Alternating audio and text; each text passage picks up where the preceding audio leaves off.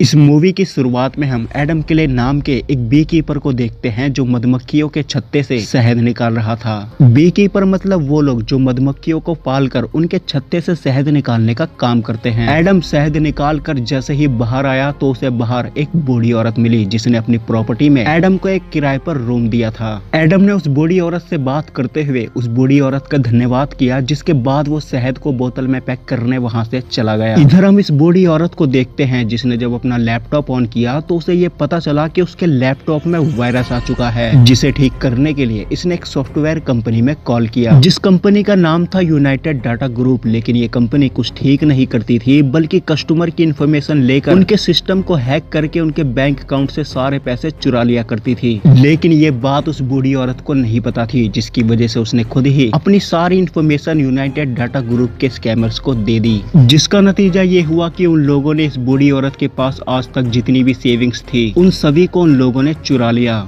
जिसके बाद उन लोगों ने कॉल काट दिया। एंड थोड़ी देर बाद जब उस बूढ़ी औरत ने अपना अकाउंट चेक किया तो उसे ये पता चला कि उसका अकाउंट खाली हो चुका है। उसी रात एडम उस बूढ़ी औरत को शहद देने के लिए उसके घर आया। एंड जब उसे कुछ गड़बड़ लगी तो उसने किचन से एक चाकू ले लिया। तभी अचानक से उसके पीछे से उस बूढ़ी औरत की बेटी डैनी आ गई, जो कि FBI में एक ऑफिसर है। उसने एडम को गन पॉइंट पर होल्ड कर दिया, जिसके बाद एडम को ये पता चला कि उस बूढ़ी औरत ने गन से खुद को शूट करके सुसाइड कर लिया। डैनी ने एडम को गुनहगार समझकर उसे पुलिस के हवाले कर दिया। एंड जब पुलिस वालों ने एडम से पूछताछ की तो एडम ने उन लोगों को यह बताया कि वो एक बी कीपर है एंड यहाँ पर वो उस बूढ़ी औरत को शहद देने आया था। कुछ देर बाद पुलिस वालों ने खुद ही एडम को छोड़ दिया, क्योंकि जिस गन से उस बूढ़ी औरत की मौत हुई थी उस गन पर किसी और के नहीं बल्कि उसी बूढ़ी औरत के उंगलियों के निशान थे। साथ ही छानबीन के दौरान पुलिस को एडम के खिलाफ एक भी सबूत नहीं मिला। थोड़ी देर बाद जब डैनी ने अपनी मॉम का लैपटॉप चेक किया तो उसको ये पता चला कि उसकी मॉम स्कैम का शिकार हो गई थी, जिसमें उसकी मॉम की आज तक की सारी जमा पूंजी स्कैमर्स ने लूट ली थी। ये पता चलते ही डैनी सीधा एडम के पास गई, जहां पर उसने एडम से अपने बिहेवियर के लिए माफी मांगी। जिसके बाद उसने एडम से कुछ देर अपनी मॉम के बारे में बातें की। एंड बातों के दौरान उसने एडम को ये बताया कि उसकी मॉम के साथ स्कैम हुआ था एंड जिसने स्कैम किया था वो कंपनी पिछले 2 सालों से यही काम कर रही है। साथ ही उसने एडम को ये भी बताया कि अगर वो उस कंपनी पर केस करती है तो उनका वकील कोर्ट में बड़े ही आसानी से ये साबित कर देगा कि उसकी मॉम ने जानबूझकर अपनी सारी सेविंग्स उनको दी है। डैनी की मॉम एडम को अपने बेटे की तरह ट्रीट करती थी एंड इसी वजह से एडम को भी उसकी मौत का बहुत दुख था, जिसकी वजह से एडम उसकी मौत का बदला लेने के लिए एक दूसरे रास्ते पर निकल पड़ा। एडम ने एक बी कीपर नाम की ऑर्गेनाइजेशन को कॉल किया, जहाँ पर वो खुद एक समय पर वहाँ का मेंबर था। एडम ने उनसे यूनाइटेड डाटा ग्रुप कंपनी की इंफॉर्मेशन निकालने को कहा। एंड थोड़ी देर बाद उन लोगों ने एडम को कॉल करके यूनाइटेड डाटा ग्रुप कंपनी की इन्फॉर्मेशन दे दी। कंपनी की इन्फॉर्मेशन मिलते ही एडम कुछ ही देर बाद उस कंपनी को तबाह करने उस कंपनी के पास पहुंच गया। एंड कंपनी के बाहर खड़े सिक्योरिटी गार्ड ने जब एडम को रोकने की कोशिश की तो एडम ने उन लोगों को लात घूंसों से मारकर बेहोश कर दिया। जिसके बाद वो सीधा उस कंपनी के मेन ऑफिस पहुंचा, जहां पर बहुत सारे लोग काम कर रहे थे। एडम ने उन लोगों से ये कहा कि तुम लोग आज एक प्रॉमिस लो, तुम लोग ये प्रॉमिस लो कि आज के बाद तुम किसी भी गरीब का पैसा नहीं लूटोगे। ये सुनते ही वहाँ पर मौजूद एक आदमी जोर जोर से हंसने लगा, जिसके बाद एडम ने उसे ही मारना शुरू कर दिया। एडम ने उस आदमी के साथ साथ उन लोगों को भी बहुत मारा जो लोग एडम को यहाँ से भगाने की कोशिश कर रहे थे। कुछ ही देर बाद एडम ने उस कंपनी के मैनेजर ग्रेनेट के सामने उस कंपनी को पूरा जलाकर तबाह कर दिया। जिसके बाद ग्रेनेट ने अपने बॉस और कंपनी के ऑनर डेरेक को कॉल करके कंपनी के बारे में सारी बातें बता दी। एंड डेरेक ने जब इस बात को अपने फादर को शेयर किया तो उसके फादर ने उसकी मदद करने से साफ साफ मना कर दिया। अपने फादर से मदद ना मिलने के बाद डेरेक ने वापस ग्रेनेट को कॉल किया एंड उसे बात करते हुए उसने कुछ प्रीवियस डाटा देने की बात कही, ताकि ग्रेनेट उस डाटा के थ्रू एडम के बारे में पता लगा ले एंड अपने आदमियों को ले जाकर उसे मौत की नींद सुला दे। वहीं दूसरी तरफ वाइली नाम के इस ऑफिसर ने डैनी को कॉल किया एंड उसे कंपनी के जलने की इन्फॉर्मेशन देने लगा। ग्रेनेट ने उस डाटा के थ्रू एडम के बारे में पता लगा लिया था, जिसे मारने के लिए वो अपने आदमियों के साथ सीधा डैनी के घर के पास पहुंच गया था, जहां पर एडम मौजूद था। ग्रेनेट और उसके आदमियों ने एडम को ढूंढकर मारने की बहुत कोशिश की, लेकिन एडम ने ही उन लोगों को एक एक करके मारना शुरू कर दिया। एडम ने कुछ ही देर में ग्रेनेट के सभी आदमियों को एक एक करके खत्म कर दिया। फाइनली वो ग्रेनेट के पास पहुंचा, जहां पर उसने ग्रेनेट को जान से तो नहीं मारा, लेकिन एडम उसकी हाथों की उंगलियों को तोड़कर वहां से चला गया। एडम के वहां से जाते ही ग्रेनेट ने डैनी के घर को जला दिया। एंड थोड़ी देर बाद जब डैनी आई तो उसको ये पता चला कि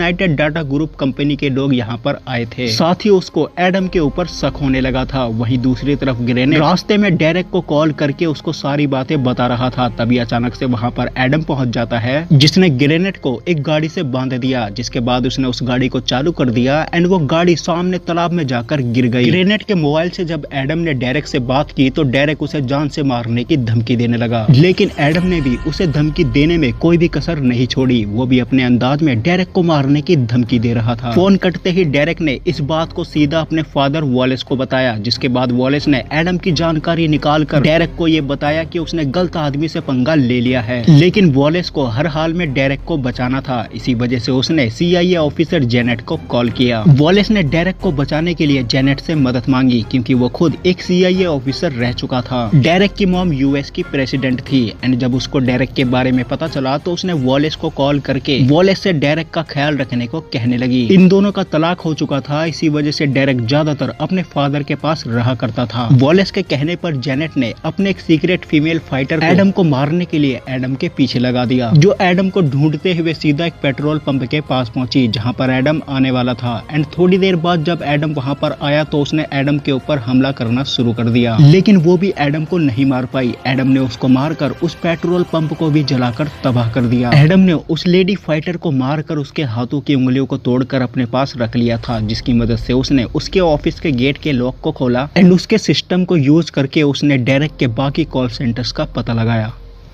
साथ ही एडम ने वहां से कुछ ग्रेनाइड्स लिए, जिनको लेकर इस बारे में जब वॉलेस को पता चला तो वह CIA के स्पेशल फाइटर्स के पास गया, जहां पर उसने एडम को मारने के लिए कुछ फाइटर्स को हायर किया।